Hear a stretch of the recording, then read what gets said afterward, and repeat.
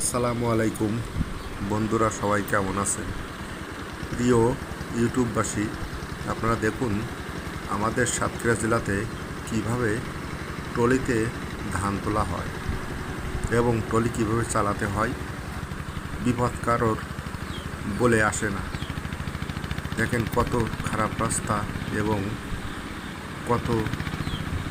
কিভাবে কষ্ট করে ট্রলি চালাচ্ছে এবং ট্রলি চালানো কীভাবে শিখতে হয়। এবং দেখেন একটি গাছের ফাঁক দিয়ে কীভাবে ট্রলি যাচ্ছে আর চালাচ্ছে।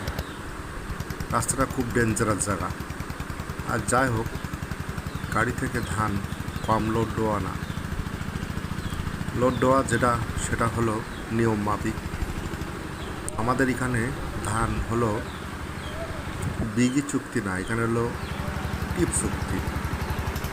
দেখেন কীভাবে একটি গাড়ি উঁচু জায়গাতে কেমনভাবে উঠতেছে, মানে গাছের ফাঁক দিয়ে এবং ছোট রাস্তা দিয়ে, নরম কাদা মাটির পথ দিয়ে ট্রলি গাড়ি যাচ্ছে।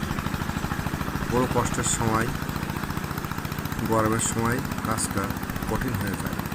আপনাদের যদি আমার ভিডিও ভালো লাগে তাহলে আমার চ্যানেলটি অনুরোধ করে সাবস্ক্রাইব করবেন এবং ফলো দিবেন।